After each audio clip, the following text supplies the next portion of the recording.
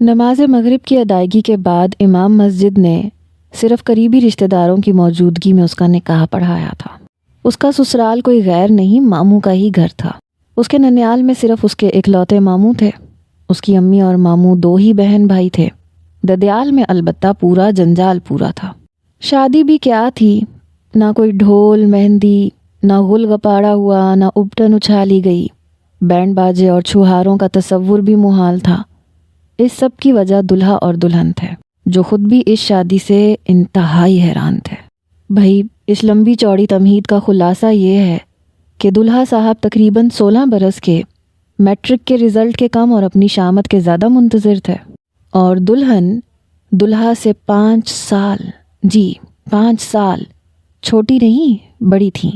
B S C کا result out ہو چکا تھا اور ان کی عمر تھی 21 برس۔ نکاح کے بعد کہیں پرجوش اور کہیں سے مروتاً مبارک سلامت کا شور گونجا۔ اس کی امی اور ممانی نے لوگوں کی چہمک گوئیوں اور ڈھکے چھپے طنزیہ تبصروں کے پیش نظر جلدی ہی رخصتی کا کہہ دیا۔ ان دونوں کو بہت ہی مشکلوں سے بہلا پھسلا کے اس بندھن میں باندھا گیا تھا۔ یہ سسرال آج سے پہلے اس کا ننیال تھا۔ گھر میں مہمان موجود تھے۔ وہ چند خواتین کے جھرمٹ میں گاڑی سے اتر کر دھیرے دھیرے چلتی ہوئی بیرونی گیٹ پار کر کے، صحن پار کر کے ٹی وی لاؤنج میں آ بیٹھی۔ عشاء کی اذان ہو گئی تھی۔ ممانی نے جلدی جلدی مہمانوں کے لیے کھانے کا بندوبست کیا۔ تقریباً گھنٹے بھر میں یہ گھر مہمانوں سے بھی خالی ہوتا چلا گیا، سوائے چند ایک کے۔ رات 11 بجے اسے یعنی کائنات عرف کایا کو اپنے شوہر یعنی کاشف عرف کاشی کے کمرے میں پہنچا دیا گیا۔ آج سے پہلے یہ کمرہ کاشی اور اس سے چھوٹا بھائی کامران یعنی کامی مل کے استعمال کرتے تھے۔ وہ 2 ہی بھائی تھے، کوئی بہن نہیں تھی۔ اکیلی بیٹھی کایا نے سر اٹھا کے کمرے کا جائزہ لیا۔ کافی کچھ بدل چکا تھا۔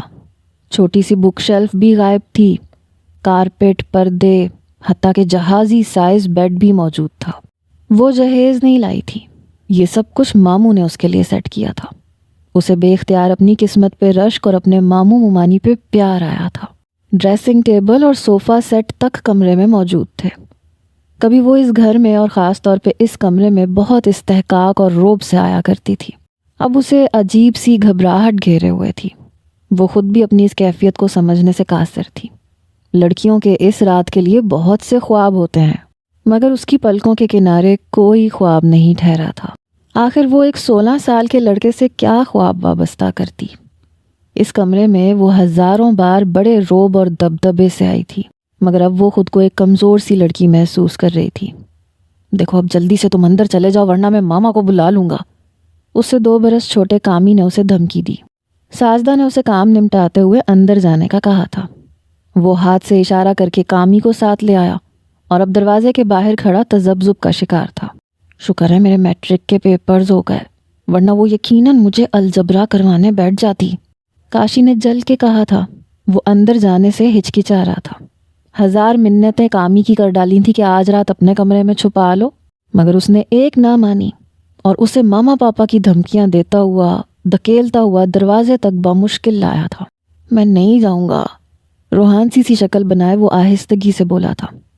کامی نے دانت کچکچا کے اسے دیکھا۔ اچھا جا رہا ہوں، لیکن سنو، تم یہیں کھڑے رہنا، جیسے ہی اندر سے بم باری کی آواز آئے فوراً آ جانا۔ وہ کامی کے چہرے سے اندازہ لگا سکتا تھا کہ ان قریب اس کے صبر کا پیمانہ لبریز ہونے والا ہے۔ یا اللہ! کامی نے اپنے سر کے بال نوچ ڈالے۔ اس بیچارے کا بھی قصور نہیں تھا۔ کایا جب بھی ان کے گھر آتی تھی، ان کے ساتھ کھیلنے یا ممانی سے گپ شپ لگانے کے بجائے انہیں پڑھانے بیٹھ جاتی تھی۔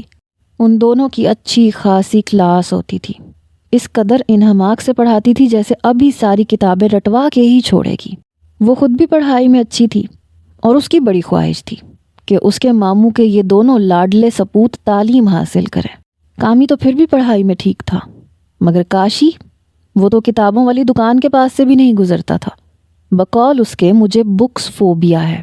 کایا اپنے گھر میں بھی اور ننیال میں بھی سب سے بڑی تھی اور ان دونوں بھائیوں پر اس کی خاص نظر التفات رہتی تھی۔ کان مڑوڑنے اور کمر پہ ہاتھ جڑنے سے بھی نہیں چوکتی تھی۔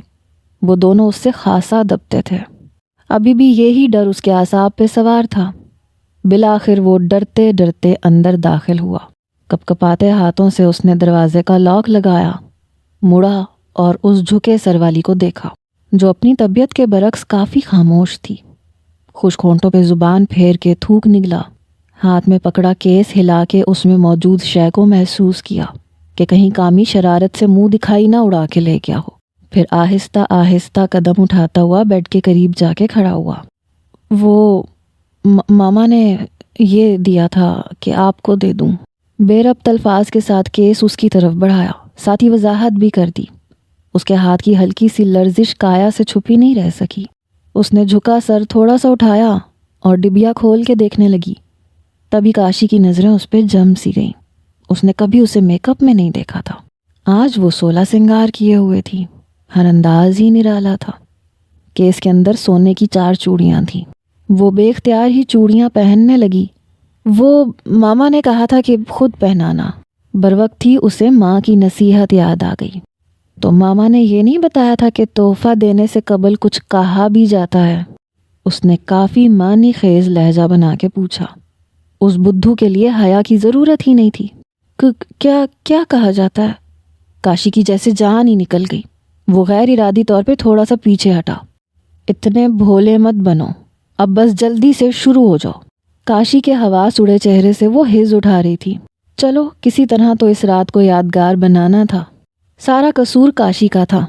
اسے رٹو طوطے کی طرح باور کروایا گیا تھا کہ ڈرنے کی بالکل ضرورت نہیں ہے، وہ اب تمہاری بیوی ہے، ذرا مرد بنو۔ اس وقت پڑھائے گئے سارے سبق اسے بھول چکے تھے۔ کیا کہوں؟ حلق سے پھنسی پھنسی آواز برآمد ہوئی۔ وہی جو سب کہتے ہیں، ٹی وی نہیں دیکھتے تم؟ اگلا سوال کافی رازدارانہ انداز میں پوچھا گیا۔ قسم لے لو، میں موویز نہیں دیکھتا۔ وہ اب واقعی رو دینے کو تھا۔ کایا سے ہنسی روکنا مشکل ہو گیا۔ وہ بے اختیار ہنستی چلی گئی۔ اس کے اوسان بھی ذرا بحال ہوئے۔ یار منہ دکھائی دینے سے پہلے تعریف کرتے ہیں، یہ تو بتا دو میں لگ کیسی رہی ہوں۔ وہ نظروں میں شرارت لیے اسے دیکھ رہی تھی۔ سیدھی طرح کہو نا، ایویں میری جان ہی نکال رہی تھی۔ تعریف میں ابھی کر دیتا ہوں۔ وہ حوصلہ پا کے ذرا سا قریب ہوا۔ صرف تعریف۔ کایا، وہ روحان سا ہو کے اٹھ کھڑا ہوا اور کایا منہ پہ ہاتھ رکھے ہنستی چلی گئی۔ نواز کریم انتہائی شریف اور کم گو آدمی تھے۔ ساجدہ ان کی زوجہ محترمہ تھی۔ 2 بیٹے تھے، کاشی اور کامی۔ ان کی صرف ایک بہن تھی، ختیجہ، جو کہ کایا کی والدہ تھی۔ کایا کی ایک چھوٹی بہن تھی، ماریا، اور اس سے چھوٹا ایک بھائی تھا۔ نواز کریم کے والدین بھلے وقتوں میں اپنے گاؤں کی زمین بیچ کے شہر آ گئے تھے۔ انہیں گاؤں کا ماحول اور کچے مکان پسند نہیں تھے۔ نواز کریم کا ڈبل اسٹوری خوبصورت سا گھر ان کے ماں باپ کی ہی نشانی تھا۔ خود وہ زیادہ تعلیم حاصل نہ کر سکے، سو انہیں کہیں جاب نہیں مل سکی۔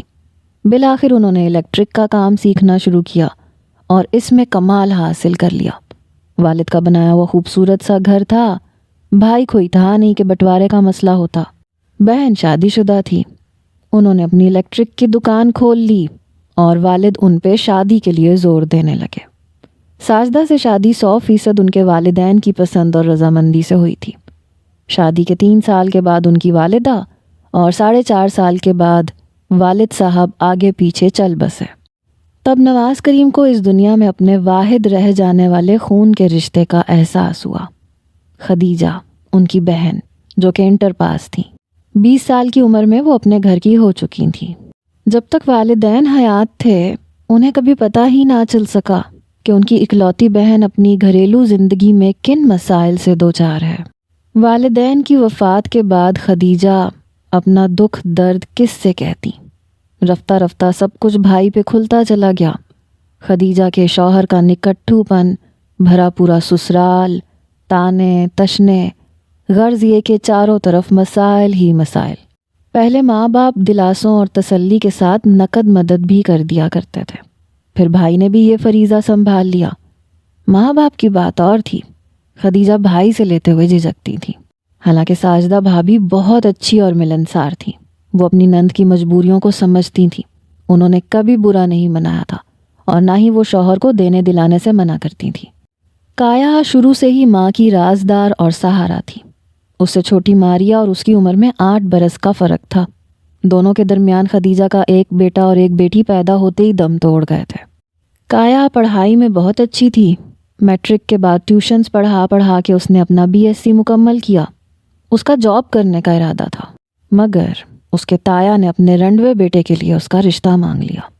اس کا اپنی پہلی شادی سے ایک بیٹا بھی تھا۔ بیوی اس کی دوران زچگی دوسرے بچے کو جنم دیتے ہوئے اپنی جان سے ہاتھ دھو بیٹھی، جس کی بڑی وجہ شاید اس کا ہر وقت بیوی پہ چیخنا چلانا، مارنا پیٹنا اور اس بیچاری کا ڈپریشن تھا۔ کایا کے باپ کو تو یہ رشتہ غنیمت لگ رہا تھا۔ اس کی نظر میں جوان بیٹی اس پہ بوجھ تھی۔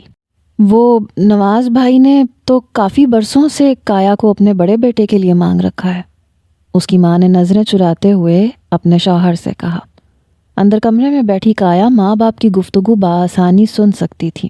اس کے اوسان خطا ہوئے تھے۔ اچھا، تم نے تو کبھی ذکر نہیں کیا، انہوں نے تیکھے لہجے میں پوچھا۔ وہ اصل میں کاشف عمر میں چھوٹا ہے نا اس سے، تو اس لیے میں ٹال مٹول کرتی رہی، مگر اب تو اس نے ماشاءاللہ سے بہت اچھا قد کاٹ نکال لیا ہے، کائنات سے بڑا لگتا ہے۔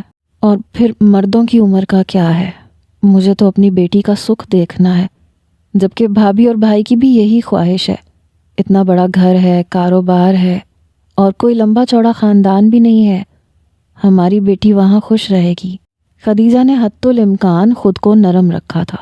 اچھا، لڑکا ویسے چھوٹا ہے، لیکن اور تو کوئی خامی نہیں ہے اس رشتے میں۔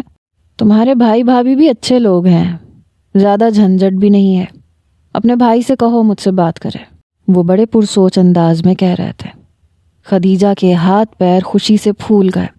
اسے یاد نہیں پڑتا تھا کہ اس کے بھائی نے کبھی اس کی کوئی بات ٹالی ہو۔ خدیجہ کے دل و دماغ سے بوجھ سا اتر گیا۔ ہاں، آپ کائنات کے والد ہیں تو بھائی صاحب کو آپ ہی سے بات کرنی چاہیے۔ وہ مزید پرجوش ہو گئیں۔ اگلے ہی روز وہ نواز کریم کے سامنے ہاتھ جوڑے روتے ہوئے کہہ رہی تھیں، بھائی جان آپ کے مجھ پہ بہت سے احسانات ہیں، آپ ہی کے دیے ہوئے پہ میرا گھر بسا ہوا ہے، میرے جو بھی حالات ہیں آپ سے ڈھکے چھپے نہیں ہیں۔ ایک بھائی ہونے کے ناطے آپ نے ہمیشہ ہر سرد و گرم سے مجھے بچانے کی کوشش کی ہے۔ آج میری کائنات کی عمر بھر کا سوال ہے بھائی جان، اسے بھی آپ ہی بچا سکتے ہیں۔ میری کائنات کا تو بھائی بھی بہت چھوٹا ہے ابھی، اس کا سہارا کون بنے گا؟ میری بیٹی کو دوسری خدیجہ بننے سے بچا لیں بھائی جان۔ انہیں ساری رودات سنا کے وہ روتے ہوئے التجا کر رہی تھیں۔ نواز کریم نے دکھ سے بیوی کو دیکھا اور اس نے اپنے شوہر کو، اور بس اسی لمحے فیصلہ ہو گیا۔ ساجدہ اٹھیں اور انہوں نے اپنی نند کے جڑے ہوئے ہاتھ تھام لیے۔ کایا نے سلیقے سے بالوں کو بینڈ میں جکڑا اور بیگ اٹھا کے باہر آ گئی۔ ٹی وی لاؤنج میں کاشی فون اسٹینڈ کے قریب کھڑا پچھلے 5 منٹ سے ہولڈ پہ تھا۔ اس کا رزلٹ آؤٹ ہو چکا تھا اور وہ اپنے اسکول میں کال کر کے رزلٹ کا پوچھ رہا تھا۔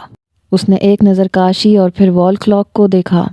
9 بج چکے تھے، اس کے آفس کی وین آنے والی تھی۔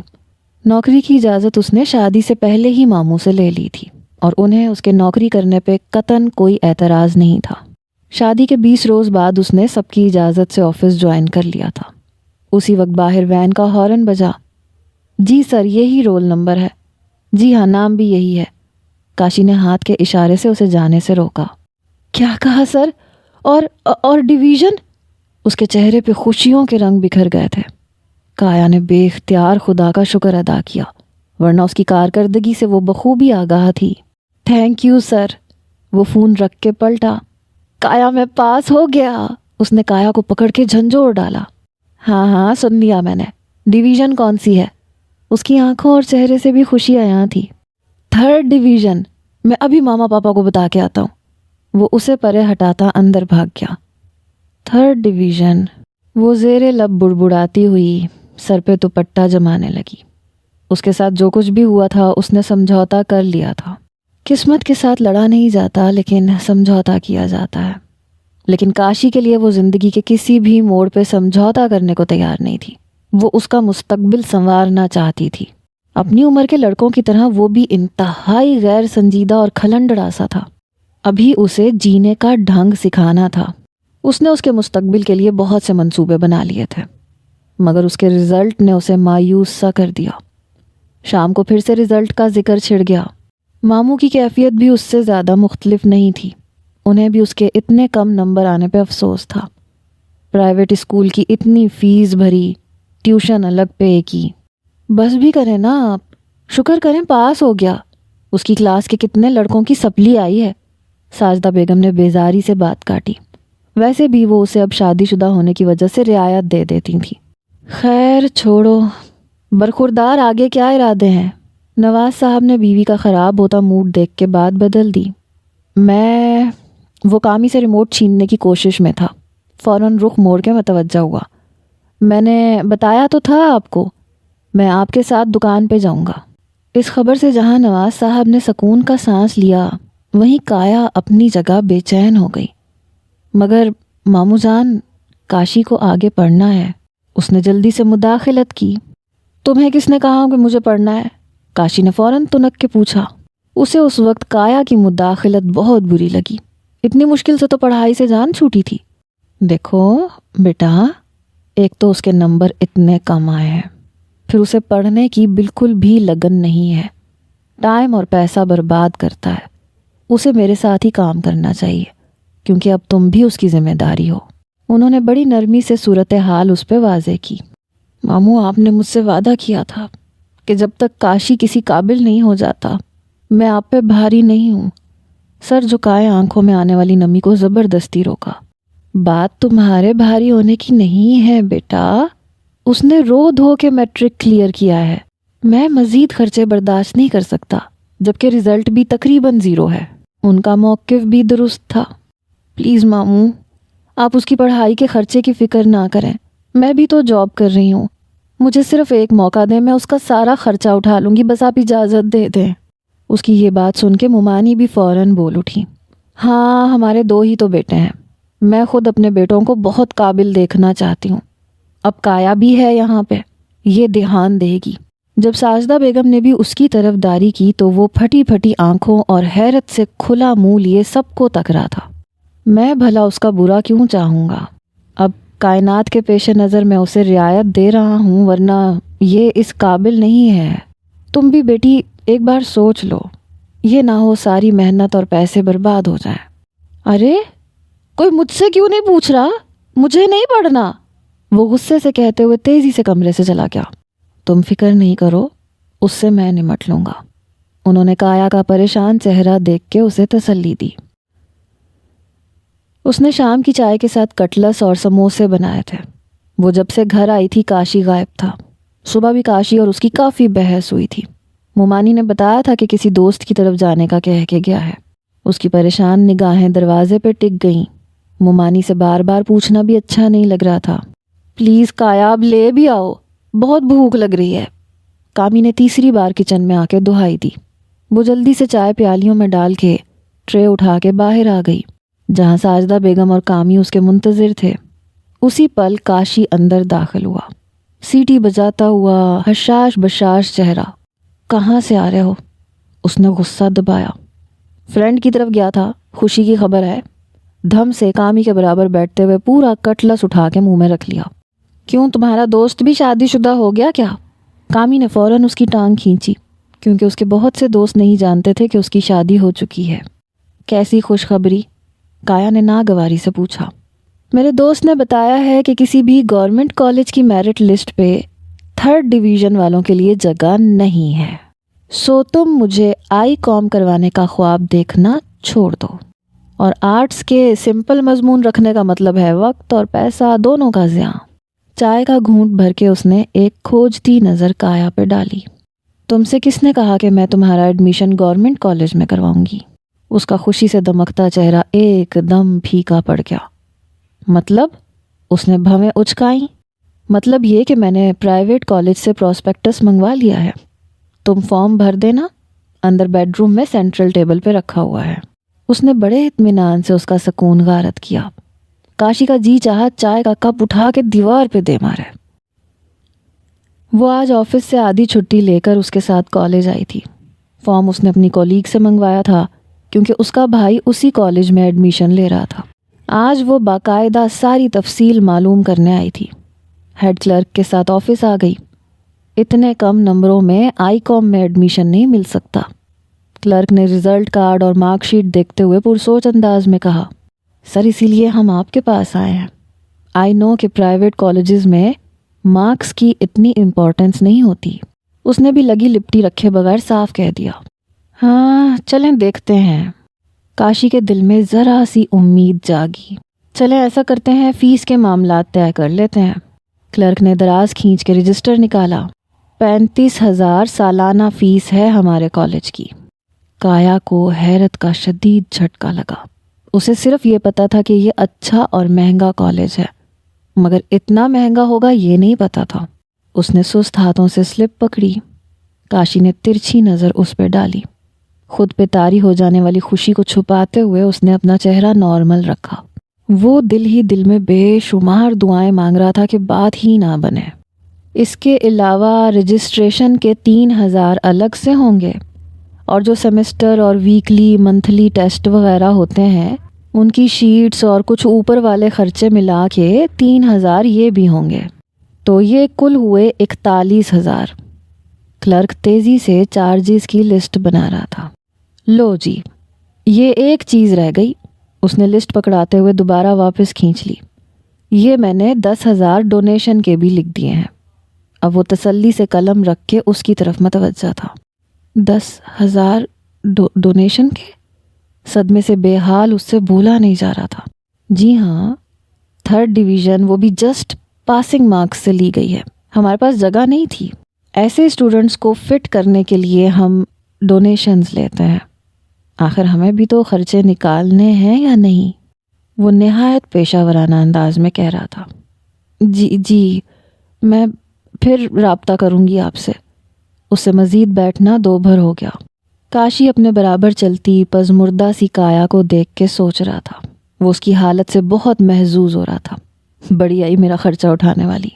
بھرپور مسکراہٹ لبوں پہ لیے اس نے بائک اسٹارٹ کر دی۔ اس نے کاشی کو منع کیا تھا کہ گھر جا کے کچھ نہ بتائے۔ اسے کیا ضرورت پڑی تھی کہ ڈھنڈورا پیٹتا؟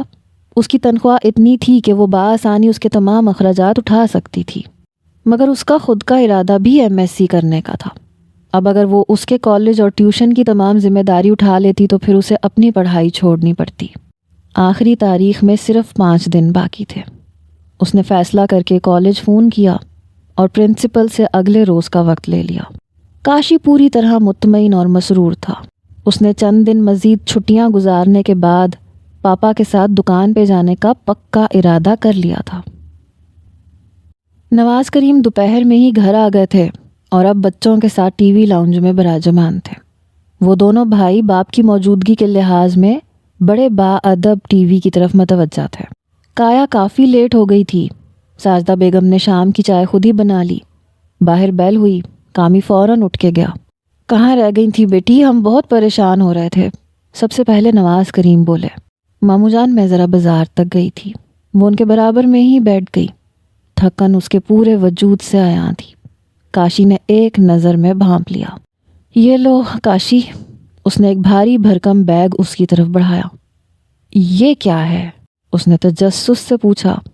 یہ آئی کام کی بکس ہیں، میں یہی لینے کے لیے گئی تھی۔ کاشی کو لگا منو بوجھ اس پہ ڈال دیا گیا ہو۔ اس نے ایک شکایتی نظر کایا پہ ڈالی۔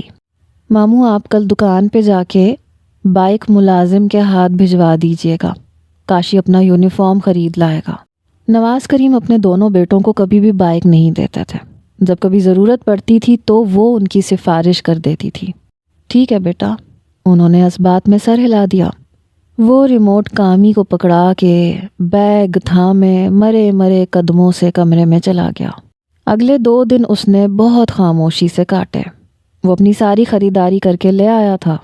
کایا کو اس کی خاموشی سے بڑا دکھ ہو رہا تھا۔ وہ اس کے لیے کیا کچھ کر رہی تھی، حتیٰ کہ اس نے اپنا MSc اگلے سال تک کے لیے ٹال دیا تھا، اور وہ الٹا ناراض سا تھا۔ آج اس کا کالج میں پہلا دن تھا۔ کایا جلدی اٹھ گئی تھی۔ نماز پڑھ کے اس کی بھلائی کے لیے خصوصی دعا کی، پھر ناشتہ تیار کر کے اس کے کمرے میں چلی آئی، جہاں وہ پھولے ہوئے منہ کے ساتھ کالج جانے کی تیاری کر رہا تھا۔ کامی بھی اسکول جانے کے لیے تیار ہو رہا تھا۔ بیلٹ پکڑ کے وہ ادھر ہی آ گیا۔ وہ ان دونوں سے بے نیاز جوتے پہن رہا تھا۔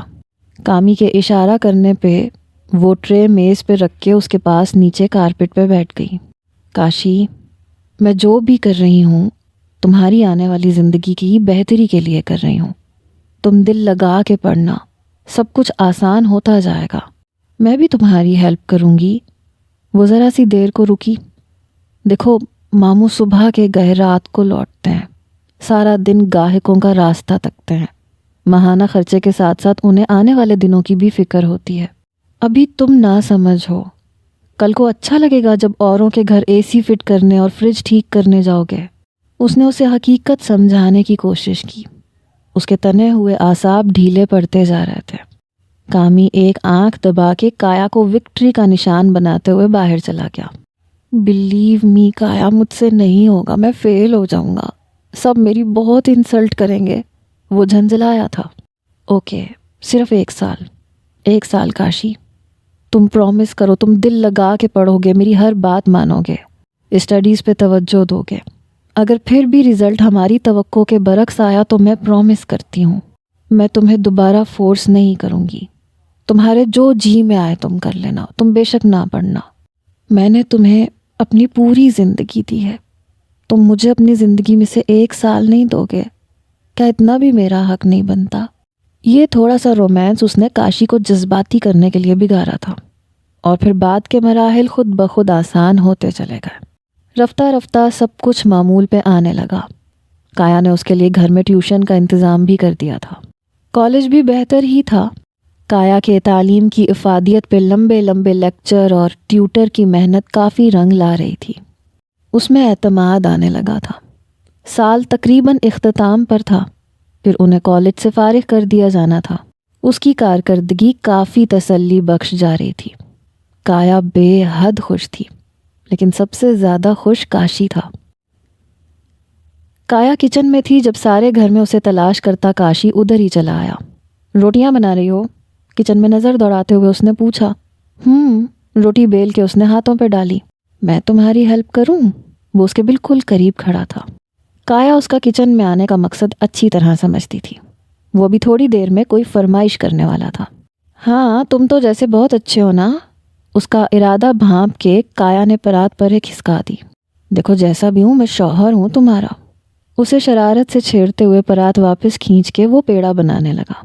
کایا کے آنے سے پہلے وہ دونوں بھائی اپنی ماں کے ساتھ گھر کے کاموں میں مدد کروایا کرتے تھے۔ ابھی بھی جب کایا انہیں کبھی کبھار کوئی کام کہہ دیتی تھی تو وہ دونوں بصد خوشی اس کی مدد کر دیا کرتے تھے۔ پکایا کیا ہے؟ اس نے پریشر کوکر کا ڈھکن اٹھایا۔ دال! اگلے ہی پل وہ چیخا، مجھے نہیں کھانی دال وال۔ اچھا، پھر کیا کھانا ہے؟ وہ اطمینان سے پوچھ کے روٹی بیلنے لگی۔ چکن پلاؤ۔ وہ فریزر کھول کے کھڑا تھا۔ چکن کا پیکٹ نکال کے باؤل میں رکھ کے اس میں پانی بھی ڈال چکا تھا۔ سبزیاں تمہارے حلق میں پھنستی ہیں، دالیں کھانے سے تمہارے پیٹ میں مروڑ اٹھتے ہیں۔ یہ pulao, chicken biryani, pizza, burger, یہ کھانے سے تکلیف نہیں ہوتی تمہیں؟ اس نے تیکھی نظروں سے اسے گھورا۔ مجھے لذیذ غذائیں پسند ہیں۔ شیلف کے نیچے پڑے ڈرم میں سے وہ چاول نکالتے ہوئے بڑی ڈھٹائی سے کہہ رہا تھا۔ جو بھی ہے، آج تمہیں دال ہی کھانی پڑے گی۔ اس نے صاف انکار کر دیا۔ تم مجھے پلاؤ بنا کے دے رہی ہو یا نہیں؟ وہ ٹرے ہاتھ میں لیے خفگی سے پوچھ رہا تھا۔ ہرگز نہیں، وہ بھی قطعی لہجے میں بولی۔ بس پھر ٹھیک ہے، میں بھی کھانا نہیں کھاؤں گا، رات کو بھی نہیں کھاؤں گا۔ کوئی مجھ سے نہ کہے اور تم مجھ سے آئندہ بات نہ کرنا، بھوکا مر جاؤں گا میں۔ وہ غصے سے بولتا ہوا ٹرے پٹخ کے باہر چلا گیا اور وہ حیران سی کھڑی رہ گئی۔ اس کے الفاظ نہیں مگر لہجہ بے حد سخت تھا۔ وہ سست ہاتھوں سے چاول صاف کرنے لگی۔ دوپہر کا کھانا بنانے میں کافی دیر ہو گئی تھی۔ اس نے ناشتے میں صرف چائے کا کپ لیا تھا۔ اب بھوک ستا رہی تھی مگر کاشی کی ناراضگی نے اس کی بھوک اڑا دی تھی۔ اس نے کبھی اتنی تیزی سے کام نہیں کیا تھا۔ مومانی اور کامی کو کھانا دے کے باقی کچن کے کام نمٹاتے نمٹاتے پلاؤ بھی پک گیا۔ بڑی سی پلیٹ میں چاول ڈال کر وہ اس کے کمرے کی طرف بڑھ گئی۔ ہلکا سا ہینڈل گھمانے سے دروازہ کھل گیا۔ وہ بیڈ کے وسط میں تکیے میں منہ گھسیڑے اوندھا لیٹا ہوا تھا۔ کاشی! اس نے آہستگی سے پکارا کہ مبادا چلانے نہ لگ جائے۔ کاشی! دوسری بار اس نے کندھا بھی ہلا دیا۔ جاؤ، چلی جاؤ یہاں سے، میں تمہارا کچھ نہیں لگتا۔ وہ ایک دم چلایا تو وہ سہم کے پیچھے ہٹی۔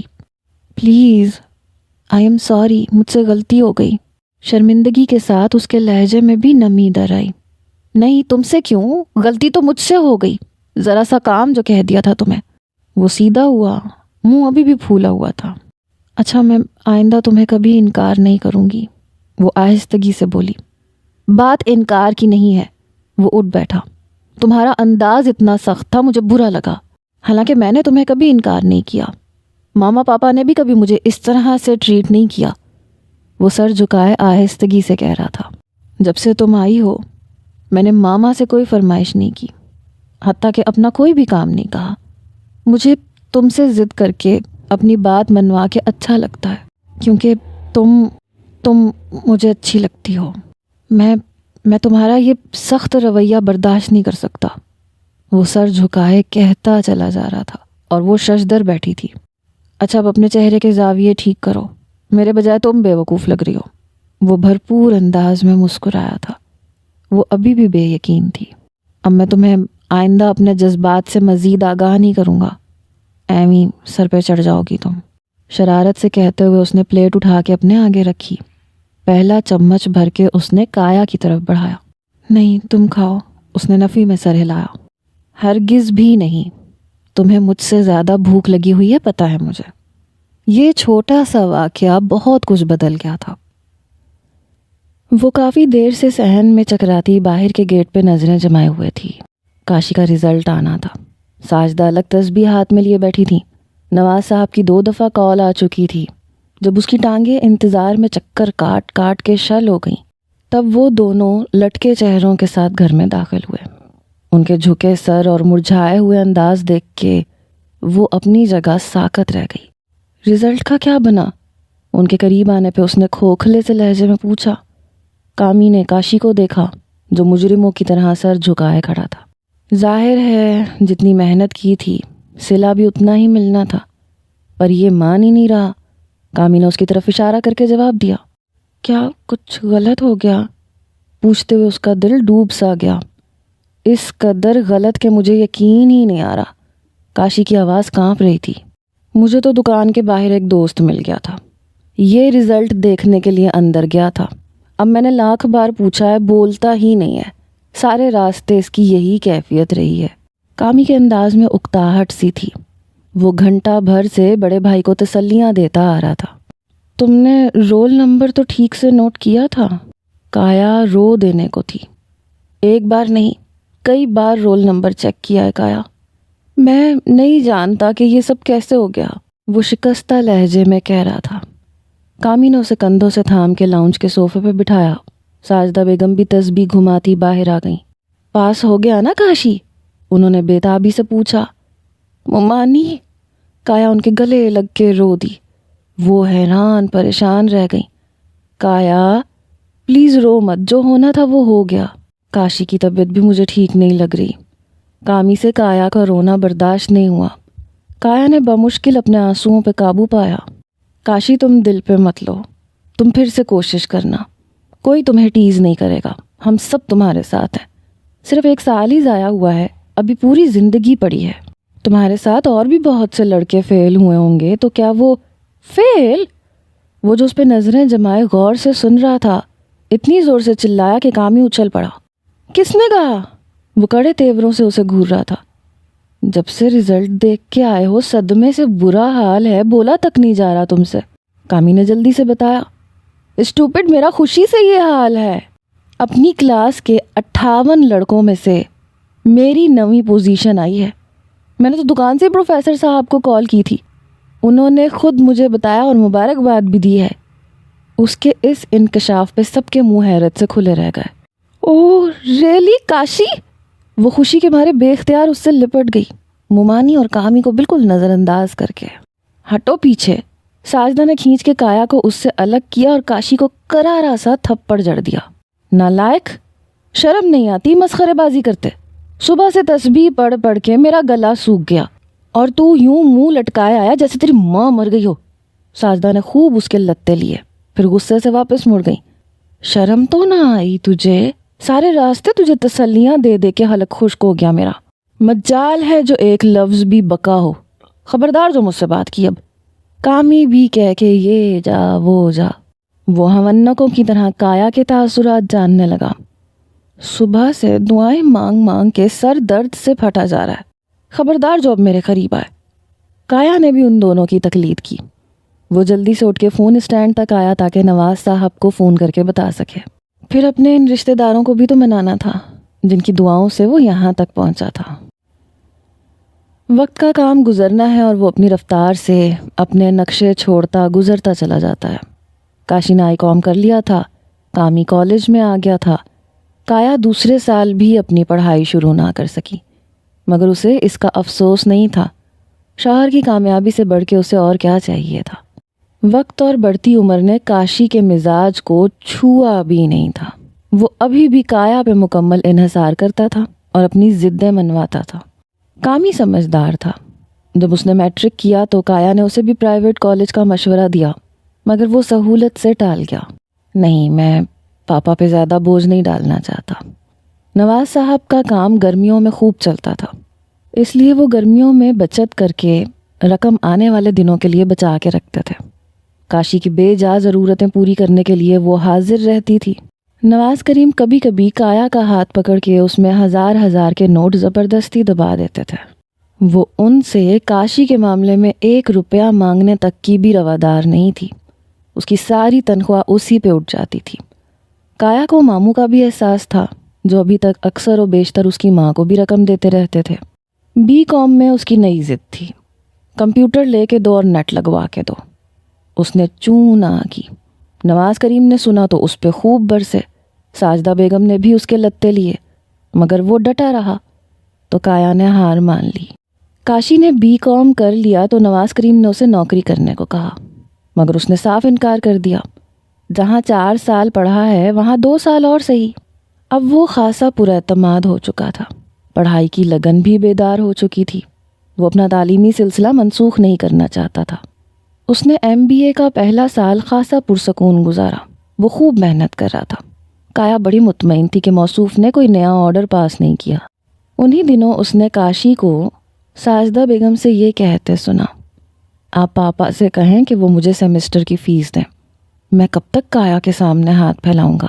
آخر میں ان کا ذمہ دار ہوں۔ حالانکہ اس نے کبھی کاشی کو ہاتھ پھیلانے کا موقع نہیں دیا تھا۔ وہ مقررہ وقت سے قبل ہی اس کے کہے بغیر رقم اسے تھما دیا کرتی تھی۔ اس کی تنخواہ اس کے اکاؤنٹ میں آتی تھی۔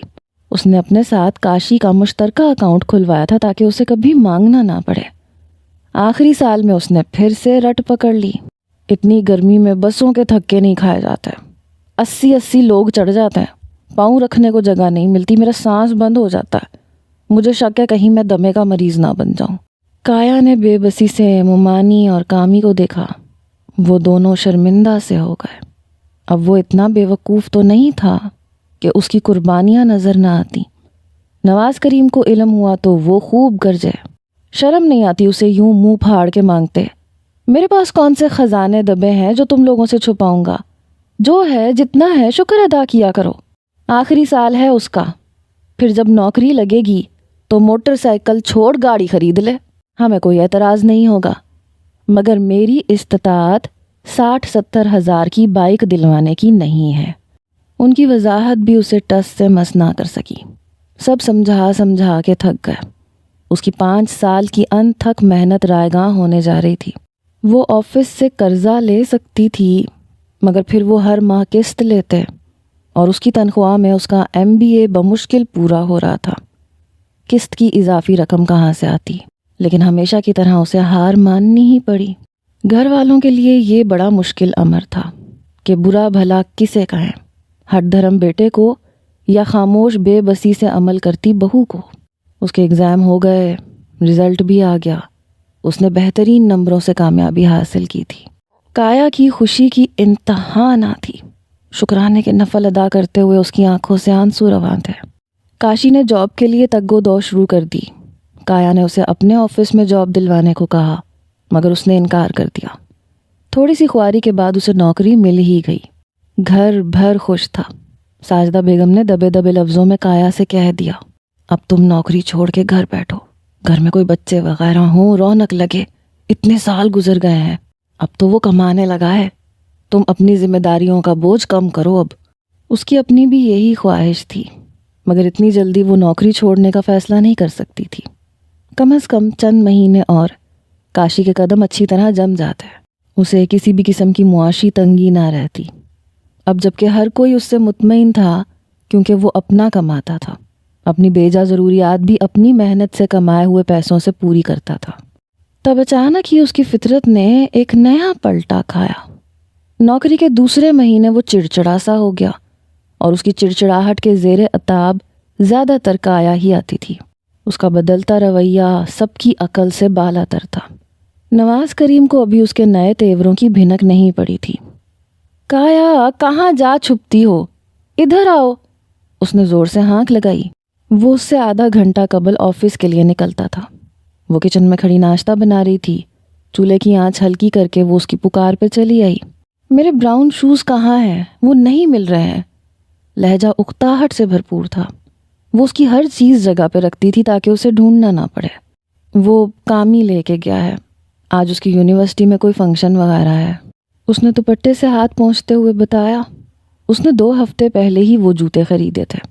کامی نے اس سے مانگے تو وہ انکار نہ کر سکی۔ تم نے میری اجازت کے بغیر کیوں دیے ہیں اسے؟ زیادہ حاتم طئی نہ بنا کرو۔ وہ اس پہ بگڑتا ہوا کامی کے کمرے میں چلا آیا۔ وہ بھی پیچھے ہی تھی۔ یونیورسٹی جا رہے ہو؟ کمرے کے بیچ میں رک کے اس نے پوچھا۔ کامی بھی مکمل تیار ہو کے اب جرابیں پہن رہا تھا، جوتے سامنے ہی دھرے تھے۔ ہاں یار، مجھے بہت جلدی ہے، میں آج تمہارے ساتھ ہی بائک پہ جاؤں گا، بس میں بہت ٹائم ضائع ہو جائے گا۔ جرابیں پہن کے اس نے بوٹ اٹھا لیے۔ ٹھہرو کامی، میں یہ کتنے مہنگے فٹ ویئر لے کے آیا ہوں، میں نے صرف 2 بار استعمال کیے ہیں اور تم میری اجازت کے بغیر اٹھا لائے۔ میری بھی اہم ضروری میٹنگ ہے آج، تم کوئی اور لے لو، یہ واپس کرو۔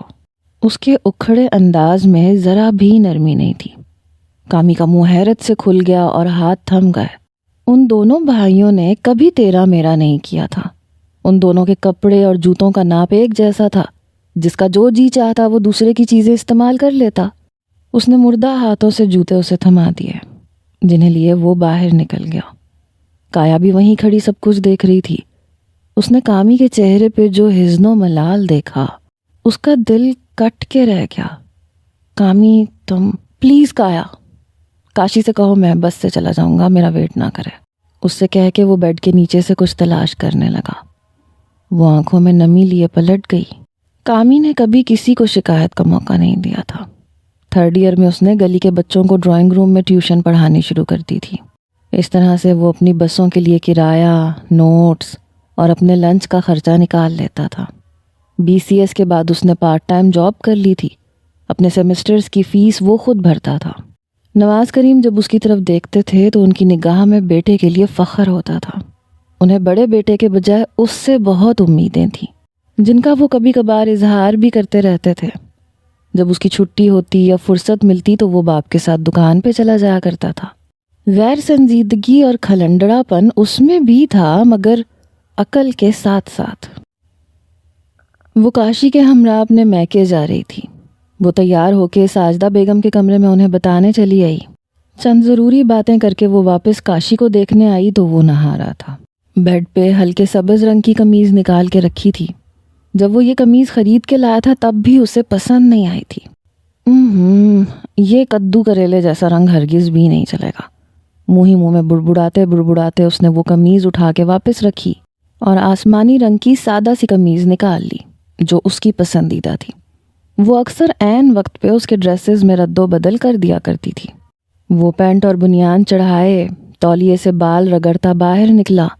تولیہ ایک طرف اچھال کے ڈریسنگ ٹیبل سے باڈی سپرے اٹھا کے خود پہ چھڑکاؤ کیا۔ پھر بیڈ سے قمیض اٹھاتے اس کا ہاتھ رک گیا۔ یہ شرٹ تم نے چینج کی ہے؟ تولیہ اسٹینڈ پہ ڈالتے اس کے لہجے کی ترشی واضح تھی۔ تم پہ یہ رنگ سوٹ نہیں کرتا، تمہیں بالکل بھی کلر سینس نہیں ہے، عجیب سے رنگوں کی شرٹس اٹھا کے لے آتے ہو۔ اپنی شاپنگ میرے ساتھ کیا کرو۔ جب سے تمہاری جاب ہوئی ہے تم نے خاصے پر پرزے نکال لی ہیں، اپنا ہر کام خود سے کر لیتے ہو، پہلے تو تم ایسا نہیں کرتے تھے۔ وہ یوں ہی سادگی سے مسکراتے ہوئے سب کہہ رہی تھی۔ اس کا مقصد طنز کرنا نہیں تھا۔ کاشی کا روکھا سا انداز اسے بہت تکلیف دیتا تھا، مگر وہ اس کی وجہ سمجھنے سے قاصر تھی۔ وہ اس کے معاملے میں خاص احتیاط برتنے لگی تھی۔ تمہارے نزدیک مجھے صرف کلر سینس ہی نہیں، سرے سے سینس ہی نہیں ہے۔ تم مجھے ایک بے وقوف انسان سمجھتی ہو جو تمہاری انگلی پکڑ کے چلتا ہے، جس میں خود انحصاری رتی بھر بھی نہیں ہے۔ وہ اپنی زندگی کے چھوٹے سے چھوٹے معاملے میں تمہاری رائے کا محتاج ہے۔ میں اپنے لیے کوئی فیصلہ کروں یہ تو تمہاری انا سے برداشت ہی نہیں ہوتا۔ وہ ایک دم بھڑک اٹھا۔ وہ اپنی جگہ پہ ساکت سی اسے سن رہی تھی۔ کامی اور ساجدہ بیگم اس کی تیز آواز سن کے کمرے میں چلے آئے، مگر وہ انہیں دیکھ کے بھی چپ نہ ہوا۔ تم یہ کبھی چاہتی ہی نہیں کہ میں اپنے پیروں پہ کھڑا ہو کے کچھ کر سکوں۔ تم ایک کمپلیکس کی ماری ہوئی عورت ہو، مجھے ہمیشہ اپنا ہی محتاج دیکھنا چاہتی ہو۔ میں تم سے ٹکا ٹکا مانگوں، اسی میں تمہاری انا کو تقویت ملتی ہے۔ میرے کیے ہر کام اور فیصلے میں نکتہ چینی کرتی رہتی ہو۔ میری عقل تو تم نے معاف کر رکھی تھی۔ پلیز اپنا سایہ مجھ سے دور رکھو، مجھے دنیا کو برتنا سیکھنے دو، میری زندگی میں دخل اندازی کرنا بند کر دو، بلکہ یہاں سے میری زندگی سے کچھ عرصے کے لیے چلی جاؤ۔ سکون لے لینے دو مجھے، ورنہ میں پاگل ہو جاؤں گا۔ وہ دونوں ہاتھوں سے اپنا سر تھامے بستر پہ بیٹھ گیا۔ یہ الفاظ تھے یا پگھلا ہوا سیسا جو وہاں موجود ہر شخص کی سماعت میں انڈیلا گیا تھا۔ وہ بت بنی کھڑی تھی، آنکھوں سے آنسو رواں تھے۔ اسے یقین نہیں آ رہا تھا کہ یہ سب کچھ کاشی نے کہا ہے، وہ بھی اسے، وہ جس کے لیے اس نے 6.5 برس قربانیاں دی تھیں۔ اس کے روشن مستقبل کی خاطر اپنی پڑھائی کی خواہش کو ختم کر لیا، اپنی بنیادی ضروریات کو بھی نظر انداز کر کے اس کی بے جا خواہشات پوری کی۔ اس کی ذات کی تکمیل کے لیے تگ و دو کیا کرتی کایا آج اس پل کتنی خالی ہو گئی تھی۔ اس نے ہمیشہ اپنی آنکھوں اور چہرے کی پریشانی چھپا کر اسے خوش اور مطمئن رکھا۔ وہ کایا تھی، اسے کاشی کو انکار تو دور ٹالنا بھی نہیں آتا تھا۔ اس کی بے جا ضدیں پوری کرنے والی کایا نے اس بار بھی ہار مان لی۔ کایا کو گئے 3 روز ہو چکے تھے۔ سارا گھر سائیں سائیں کر رہا تھا۔ ساجدہ بیگم اور کامی نے اسے مخاطب تک نہیں کیا تھا۔ نواز کریم کو پتہ چلا تو انہوں نے خوب شور مچایا۔ کاشی ان کے خوف سے پہلے ہی منظر سے غائب ہو گیا تھا۔ ساجدہ چپ چاپ سنتی رہیں۔ ایک عجیب سی اداسی اور ویرانی چھائی ہوئی تھی۔ اب کیا ہوگا کامی؟ تمہارا باپ صاف صاف کہہ چکا ہے کہ اگر چند دنوں میں وہ کایا کو واپس نہ لایا تو وہ اسے آنکھ کر کے یہاں سے بوریا بستر گول کر دیں گے اس کا۔ میں کیسے تمہاری پھوپھی جان کا سامنا کروں گی؟ وہ بیچاری دکھوں کی ماری عورت، ہم نے اس کی بیٹی کے ساتھ کیسا سلوک کیا؟ ساجدہ بے حد پریشان تھی۔ انہوں نے اور کامی نے اسے روکنے کی کوشش کی تھی مگر وہ نہیں مانی۔ امی اگر آپ میرا ساتھ دیں تو سب کچھ ٹھیک ہو سکتا ہے، اس نے کچھ سوچتے ہوئے کہا۔ غور سے میری بات سنیں، ہم ابھی کایا کو لینے جائیں گے، وہ لوٹ آئے گی، آپ کو وہ کبھی بھی انکار نہیں کرے گی، مگر ہوگا کیا؟ چند دن کاشی چپ رہے گا اور پھر وہی بے مروتی۔ اسے جب تک اپنے رویے پہ شرمندگی اور کایا کے وجود کی اہمیت کا احساس نہیں ہوگا وہ باز نہیں آئے گا۔ اگر خدا نہ خواستہ کل کلاں ان کے رشتے میں مزید دراڑیں پیدا ہوئیں تو پھر اس کے ذمہ دار صرف ہم ہوں گے، کیونکہ ہم ٹھیک سے اسٹینڈ نہیں لے سکے۔ کاشی کی عقل میں بات سمجھانے سے نہیں عمل کرنے سے آئے گی۔ ابھی وہ صرف چیختا ہے، کل کو وہ مارے گا اور پرسوں وہ ہمیشہ کے لیے چھوڑ دے گا۔ ابھی اس نے منہ سے نہیں کہا لیکن وہ اس کی ذہانت اور اس کی صلاحیتوں سے خائف رہنے لگا ہے۔ شاید اس کے خیال میں عقل مندی کا تعلق عمر سے ہوتا ہے۔ وہ ان قریب کایا کی عمر کو ایشو بنا کے ہمیں مشکلات میں ڈال سکتا ہے۔ آپ کو میں زیادہ تفصیل سے نہیں سمجھا سکتا، بس آپ کاشی کے معاملے میں جیسے میں کہوں ویسے کریں۔ رہ گئے ابو تو ان سے میں خود بات کر لوں گا۔ اس نے بہت گہرائی سے ساری صورتحال کا تجزیہ کر لیا تھا۔ وہ اب اسے دوسرے طریقے سے راہ راست پہ لانا چاہتا تھا۔ اس سب میں کایا کو اعتماد میں لینا بھی بہت ضروری تھا۔ میں تیرے ساتھ ہوں، مجھے اپنے گھر کی خوشیاں واپس چاہیے۔ وہ دل و جان سے راضی تھی۔ وہ نک سک سا تیار ہو کے ناشتے کے لیے ٹیبل پہ آیا تو نواز کریم دکان پہ جا چکے تھے۔ کامی اخبار پڑھتے ہوئے انڈا پراٹھا کھا رہا تھا۔ ساجدہ بیگم نے اس کے سامنے بھی ناشتہ لا کے رکھ دیا، سلائس اور انڈا۔ مجھے نہیں کھانا یہ، مجھے پراٹھا چاہیے۔ اس نے ناگواری سے پلیٹ پر ایک کھسکا دی۔ یہی کھانا پڑے گا، گندا ہوا آٹا ختم ہو چکا ہے۔ ساجدہ نے بھی ذرا لحاظ نہ رکھا۔ تو آپ گوندھ لیتی، تم رات کو بتا کے سو جاتے، ویسے بھی اب مجھ سے اتنے بھاگ بھاگ کے کام نہیں ہوتے۔ وہ اپنا چائے کا کپ لے کے وہیں آ بیٹھی۔ کامی اپنے ناشتے میں مگن رہا۔ میں ناشتہ نہیں کروں گا، اس نے دھمکی دی۔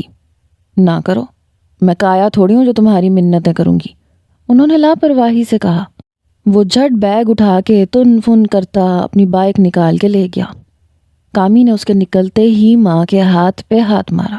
تقریباً رات کے 11:30 بجے کامی کو کچن سے برتنوں کی کھٹر پٹر کی آواز آئی۔ وہ دبے قدموں کچن تک آیا۔ کاشی اسٹول پہ بیٹھا ٹھنڈی روٹی اور ٹھنڈا سالن کھا رہا تھا۔ وہ مطمئن ہو کے لوٹ گیا۔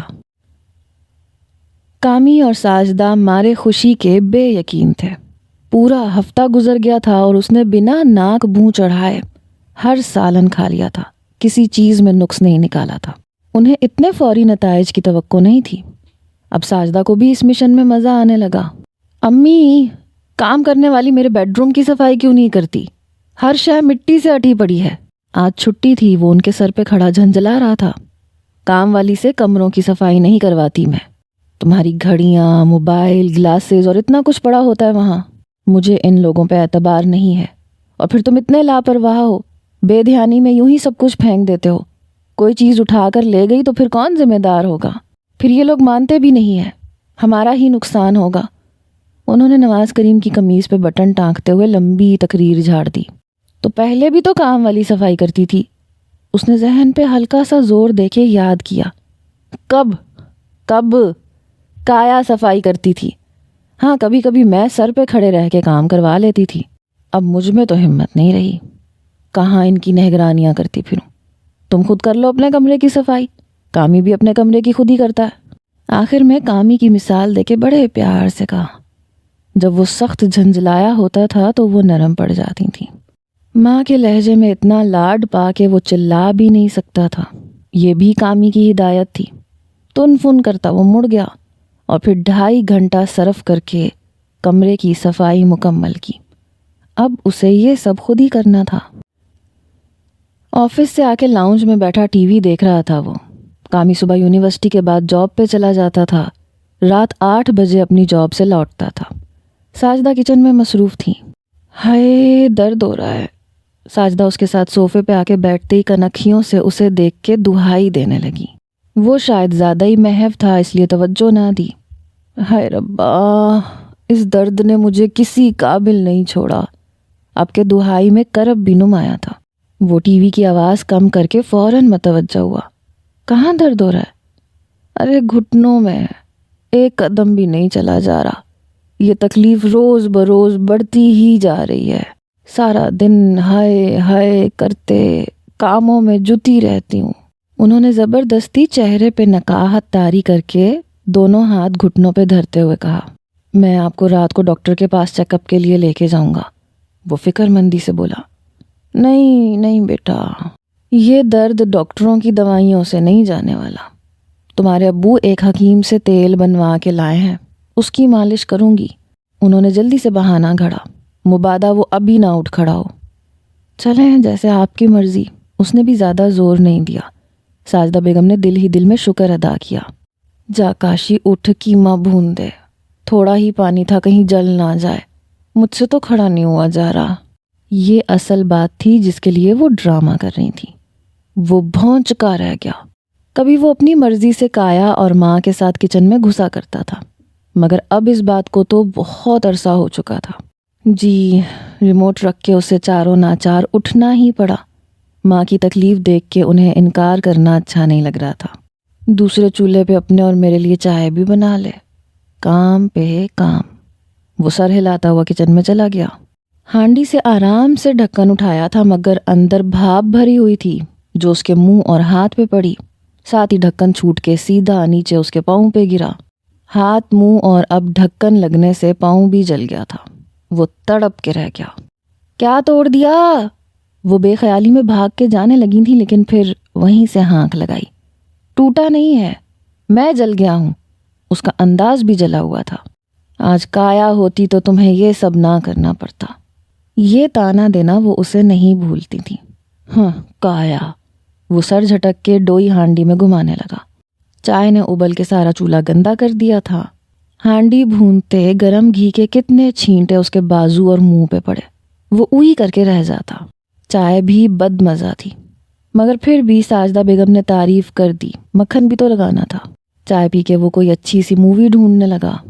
چل کاشی آ، میں روٹیاں پکاتی ہوں، تو سینکتا جا۔ کامی بھی نہیں آیا ورنہ وہی مدد کروا دیتا۔ چل اٹھ۔ وہ آہستہ آہستہ چل رہی تھی، اس کا جی چاہا اپنے سر کے بال نوچ ڈالے۔ آج اتوار کا دن تھا، وہ 10 بجے سو کر اٹھا تھا۔ منہ ہاتھ دھو کے باہر آیا تو سامنے کے منظر نے اسے حیران کر دیا۔ کامی نے مشین لگائی ہوئی تھی، صحن میں میلے کپڑوں کا انبار جمع تھا۔ یہ تم نے مشین لگائی ہے؟ اس نے دیکھنے کے باوجود حیرت سے استفسار کیا۔ جی، وہ بڑا ہی مؤدب ہوا۔ کام والی نے چھٹی کر لی ہے، اتوار کے روز وہ مشین لگاتی ہے۔ تمہاری ہفتے بھر کی پینٹیں شرٹیں سب کچھ پڑا ہوا تھا تو میں نے خود ہی زحمت کر لی۔ اس نے جان بوجھ کے کاشی کے کپڑوں کا بطور خاص ذکر کیا، حالانکہ میلے کپڑے سبھی کے تھے۔ اچھا، امی کہاں ہے؟ ناشتہ نہیں ملے گا؟ اس نے ماں کی تلاش میں ادھر ادھر دیکھا۔ وہ تندرست ہوتی تو میں تھوڑی نہ جتا ہوتا۔ ان کے سر میں شدید درد ہے، پاپا کو اور انہیں بھی میں نے ناشتہ بنا کے دیا تھا۔ یہ تھوڑا سا کام کر لوں پھر تمہیں بھی بنا دیتا ہوں۔ اس نے کپڑے اٹھا کے مشین میں ڈالے۔ نہیں یار، تم کرو اپنا کام، میں خود ہی بنا لیتا ہوں ناشتہ۔ اب وہ اتنا بھی برا نہیں تھا کہ مزید پھیل ہی جاتا، اس میں احساس کا مادہ باقی تھا۔ ناشتہ کر کے اس نے سنک میں پڑے برتن خود ہی دھو کے اسٹینڈ میں رکھے۔ تھوڑا پھیلاوا تھا وہ سمیٹا اور ساجدہ کے کمرے میں آ گیا۔ اسے دیکھتے ہی وہ چوکنا ہو گئی۔ ان سے حال احوال پوچھ کے کافی دیر سر دبا کے وہ اٹھا۔ کامی سیڑھیوں پہ بیٹھا موبائل میں مصروف تھا۔ سوری یار، میری امی کی طبیعت ٹھیک نہیں ہے، میں نہیں آ سکوں گا۔ پھر تھوڑے توقف کے بعد وہ پھر بولا، کچھ نہیں ہوتا، میں رات کو ٹیسٹ کی تیاری کر لوں گا۔ ہو گئی تو ٹھیک ہے، ورنہ پھر میں کل یونیورسٹی نہیں آؤں گا۔ ہاں یار، میں ٹیسٹ چھوڑ سکتا ہوں مگر اپنی ماں کو اس حال میں نہیں۔ ہاں اوکے بائے۔ آخری جملہ کافی جذباتیت سے ادا کیا گیا تھا۔ کاشی اس کے پاس ہی آ کے کھڑا ہو گیا۔ تمہارے دوست کا فون تھا؟ کل ٹیسٹ ہے، تم نے تیاری نہیں کی؟ وہ خاصی سنجیدگی سے پوچھ رہا تھا۔ تیاری تو ہے، بس 2-3 بار ریپیٹ کرنا پڑے گا، مگر میرے پاس ٹائم نہیں ہے نا، کپڑے دھوؤں یا پڑھوں؟ اس نے بے بسی سے اپنی حالت زار واضح کی۔ تو تم جا کے پڑھو، میں کپڑے دھو لوں گا۔ کامی کا دل بلیوں اچھلا تھا۔ میں پھر دوست کی طرف کمبائن اسٹڈی کرنے کے لیے چلا جاتا ہوں، دوپہر کا کھانا بازار سے لے آنا۔ مزید ہدایات دیتے وہ جلدی سے باہر بھاگ گیا، جبکہ کاشی سوچوں میں ڈوبا کھڑا تھا۔ کبھی کایا یوں اسے سارے جھنجھٹوں سے آزاد کر کے پڑھنے کا وقت دیا کرتی تھی، اس سے وہ شدت سے یاد آ رہی تھی۔ تبھی رمضان المبارک کا مہینہ بھی آ گیا۔ کاشی نے کبھی روزہ نہیں رکھا تھا۔ کایا اسے ڈانٹ ڈپٹ کے منتیں وغیرہ کر کے جمعے کا روزہ بمشکل رکھوا پاتی تھی۔ البتہ باقی سب باقاعدگی سے روزہ رکھتے تھے۔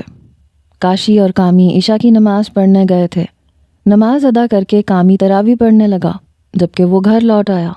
اسے کون سا روزہ رکھنا تھا جو تیاریاں کرتا۔ کامی نے سلام پھیر کے اپنے برابر کی خالی جگہ دیکھ کر افسوس سے سر ہلایا۔ کاشی، روزہ رکھو گے؟ ساجدہ بیگم نے دوپٹہ نماز کے انداز میں لپیٹا ہوا تھا، شاید کچھ پڑھتی ہوئی آئی تھیں۔ نہیں، اس نے ایک لفظی جواب دے کے جلدی سے میوزک چینل سے کیو ٹی وی لگا دیا۔ تمہاری مرضی ہے، مگر پورا مہینہ تم خود اپنا ناشتہ بنانے کی زحمت اٹھاؤ گے۔ 3 بجے اٹھ کے سحری بناؤ، پھر 7 بجے تمہارے لیے ناشتہ بناؤ، میں نہیں اٹھوں گی۔ انہوں نے صاف ہری جھنڈی دکھا دی۔ وہ بنا کچھ کہے ٹی وی کی طرف متوجہ ہو گیا۔ آج چوتھا روزہ تھا۔ آفس سے افطاری سے گھنٹہ بھر قبل چھٹی ہو جاتی تھی۔ آفس میں اب بریک ٹائم نہیں ہوتا تھا، دن بھر بھوکا رہنا پڑتا تھا۔ کامی ماں کے ساتھ افطاری بنانے میں مصروف رہتا تھا اور وہ لاؤنج میں بیٹھا ان کی باتیں، تبصرے، کبھی کبھی کایا کا ذکر اور بھی بہت کچھ سنتا رہتا۔ وہ دونوں پکانے میں اتنے مصروف ہوتے کہ اس کی طرف ان کا دھیان ہی نہ جاتا۔ روزہ کھلنے سے پہلے دسترخوان لگتا، تب وہ سب کے ساتھ مل کے پیٹ پوجا کرتا۔ جب کایا ساجدہ بیگم کے ساتھ افطاری بنایا کرتی تھی تو ساجدہ بیگم اسے کچن میں پھٹکنے نہیں دیتی تھیں۔ وہ اپنے طور پہ اسے روزہ نہ رکھنے کی یہ سزا دیتی تھیں کہ بیٹھ کے دسترخوان لگنے کا انتظار کرو۔ کایا ان سے آنکھ بچا کے اسے کمرے میں جانے کا اشارہ کرتی اور پھر ان سے چھپ کے پکوڑے، سموسے، کھجوریں اور چاٹ کی پلیٹیں اسے چپکے سے پکڑا جاتی تھی۔ دوسری بار وہ پھر پوری ڈھٹائی سے سب کے ساتھ بیٹھ کے بھی کھا لیتا تھا۔ وہ یوں ہی گم سم سا کچن کے دروازے میں آ کھڑا ہوا۔ کامی کباب تلنے کے ساتھ ساتھ ماں کو اپنی یونیورسٹی کا کوئی قصہ بڑی دلچسپی سے سنا رہا تھا۔ وہ چاول بھگاڑتے ہوئے اسے ہوں ہاں میں جواب دیتے گاہے بگاہے مسکرا بھی رہی تھیں۔ وہ کسی کو بنا مخاطب کیے کھڑا رہا۔ انہوں نے اس کی موجودگی کو ذرا بھی اہمیت نہ دی۔ یہ وہ کافی عرصے سے نوٹ کر رہا تھا۔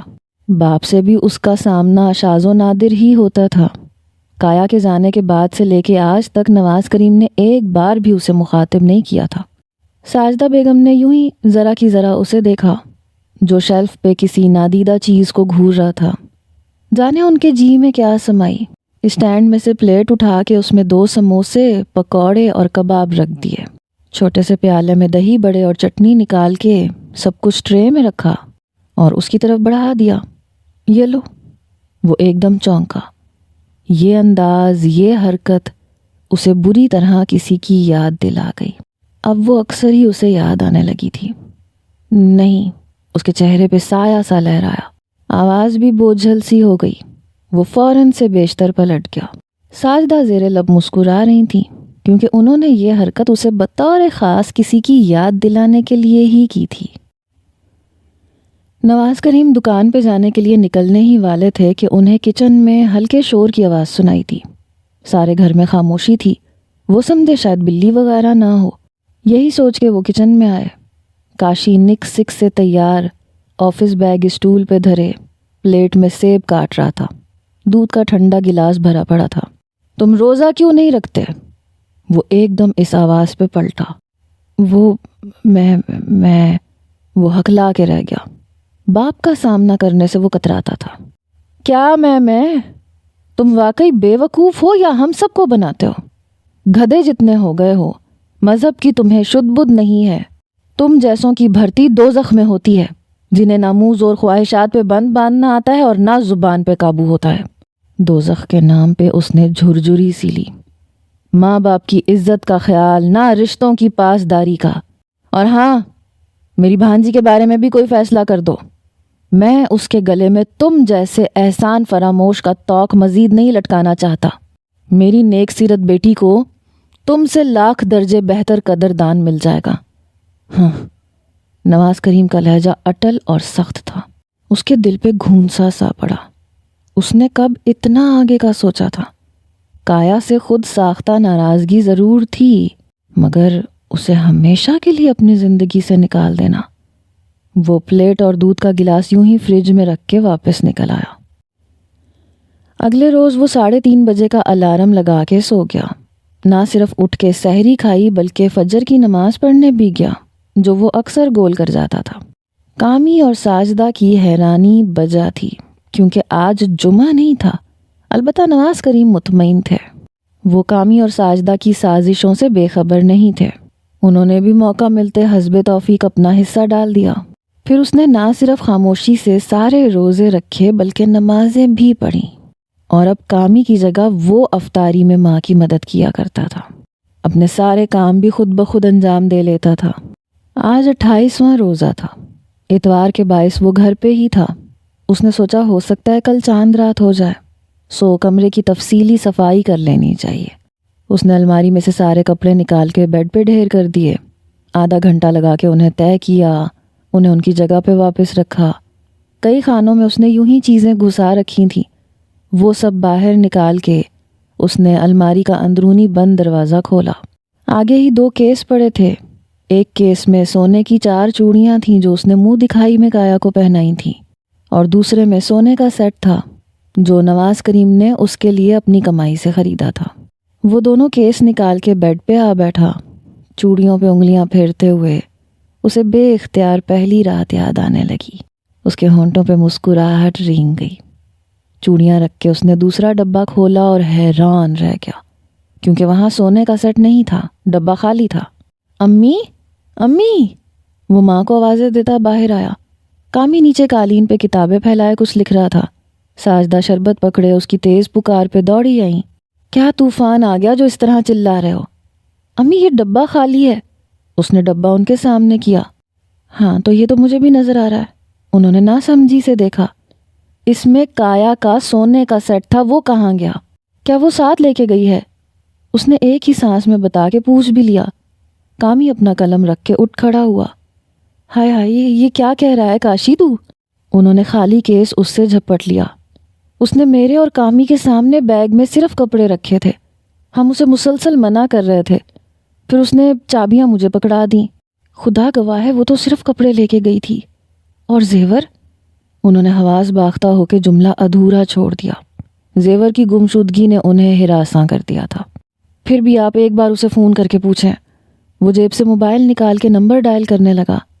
کایا نے زیور بیچ دیا تھا۔ کامی کے منہ سے نکلنے والے الفاظ نے اسے ساکت کر دیا۔ جب تم نے بائک لینے کی ضد کی تھی تو نہ پاپا کے پاس اتنی رقم تھی اور نہ اس کے پاس۔ اس مروت کی ماری نے، رشتوں کو نبھانے والی نے، مجازی خدا کے ہر لفظ کو حرف آخر سمجھ کے حکم بجا لانے والی نے تمہاری خواہش کے لیے اپنا زیور بیچ دیا تھا۔ اس کے نزدیک زیور کی اہمیت تم سے بڑھ کے نہیں تھی۔ اس نے اس وقت صرف مجھے بتایا تھا۔ ماما اور ابو سے یہ سب کچھ چھپانا ضروری تھا، ورنہ اسے وہ یہ سب نہیں کرنے دیتے۔ میرے ساتھ ہی وہ جیولر کے پاس گئی تھی۔ یہ بات کامی نے بالکل سچ بتائی تھی۔ تو بہت پچھتائے گا کاشی۔ ساجدہ بیگم آنکھوں میں آنسو لیے پلٹ گئیں۔ کاشی کی رنگت زرد پڑ گئی۔ ایک دم سر بہت بھاری ہو گیا۔ اس کے اندر طوفان اٹھ رہا تھا۔ وہ اپنا آپ چھوٹے بھائی سے چھپاتا مڑ گیا۔ بیڈ گراؤنڈ سے ٹیک لگاتے چپکے سے 2 آنسو اس کی پلکیں نم کر گئے۔ آج 29واں روزہ تھا۔ کایا کی برسوں کی محنت، ساجدہ بیگم اور کامی کی سازشوں نے وہ اثر نہیں کیا جو اس واقعے نے کر دکھایا۔ اب وہ اپنے مسئلے کے لیے کامی کے پاس آیا تھا، جو کب سے ایک ہی رٹ لگائے ہوئے تھا۔ نہیں یار، میں کایا کو منانے نہیں جاؤں گا، اور پھر مجھے اسے منانا بھی نہیں آتا۔ اور پھپھو، ان کا سامنا میں کیسے کروں گا؟ کوئی اور حل سوچ۔ وہ آج ہی کایا کو واپس لانا چاہتا تھا، مگر خود جانے سے ہچکچا رہا تھا۔ میرے پاس مشوروں کا انبار ہے، لیکن میں تم جیسے انسان پہ اپنی صلاحیتیں صرف نہیں کرنا چاہتا۔ آخری بار بتا دے جائے گا یا نہیں؟ وہ انگلی اٹھاتے ہوئے تیز ہوا۔ کاشی نے پرزور انداز میں نہ میں سر ہلایا۔ ٹھیک ہے، میں جاؤں گا کایا کو لینے اور واپس لے کے آؤں گا، لیکن میرا ذمہ اسے یہاں تک لانے کا ہے۔ آگے روکنا تیرے ذمہ ہے۔ جیو میرے بھائی، بس ایک بار یہ معجزہ رونما ہو جائے۔ کامی کی اس پیشکش پہ اس کا دل باغ باغ ہو گیا۔ نکال 10,000 روپے، میرے مشورے کے لیے اور تیری بیوی کو واپس لانے کی فیس ہے۔ تو نے کوئی مشورہ سینٹر کھولا ہوا ہے؟ بھائی ہوں میں تیرا۔ کاشی نے آنکھیں پھیلا کے اس کی غیرت جگانی چاہی۔ ہرگز بھی نہیں۔ میں نے تھوڑی دیر کے لیے فرض کر لیا کہ تو میرا بھائی نہیں ہے، اور میں اس دنیا کا سب سے برا اور کمینہ انسان ہوں۔ اب نکال پیسے، ورنہ میں جا رہا ہوں۔ تھوڑی بھی اور دیر کی نا، پھر فیس بڑھا دوں گا میں۔ ساتھ ہی دھمکی بھی دے دی، اپنی اور میری اتنی پرانی رشتہ داری کا ہی لحاظ کر لے۔ 5,000 کافی ہیں۔ وہ کامی کے ماتھے کے بل گن چکا تھا، اس لیے منتوں پہ اتر آیا۔ اس سلسلے میں اس نے ماں سے بھی رجوع کیا تھا، مگر انہوں نے صاف انکار کر دیا تھا۔ اب عید میں وقت ہی کتنا رہ گیا تھا۔ کایا کے بغیر ایک پل بھی کاٹنا دشوار ترین لگ رہا تھا۔ چلو ٹھیک ہے، اب میں اتنا بھی بے حس نہیں ہوں۔ اس بار ڈسکاؤنٹ دے دیتا ہوں۔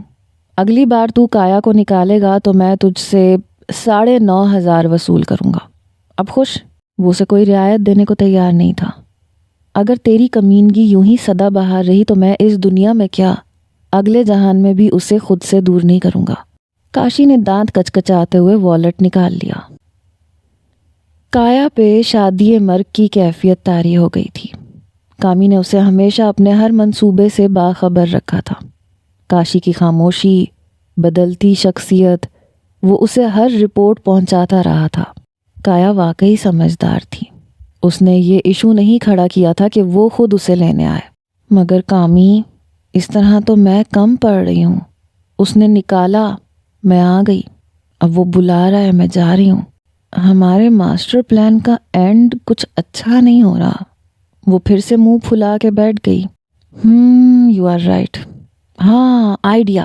اس نے چٹکی بجائی، موبائل نکال کے کاشی کو کال کرنے لگا۔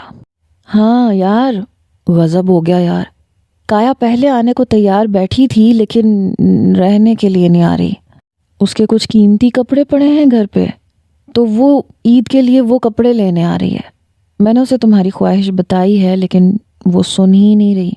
یار تو ایسا کر، تو نا جلدی سے بیمار بن جا، اتنی کٹھور نہیں ہے، تجھے دیکھتے ہی دل پسیج جائے گا۔